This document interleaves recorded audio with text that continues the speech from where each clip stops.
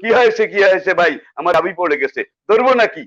এইবার আপনি যদি বলেন ভাই আপনি আমি জোরে বলেন নাকি আস্তে বলেন, ওই লোকটা বলে আমি জোরে বলি, আহলে হাদিস, তাহলে গাবি আমি ধরা সুন্নি, দরকার নাই। আমার গরু ধরবেন না।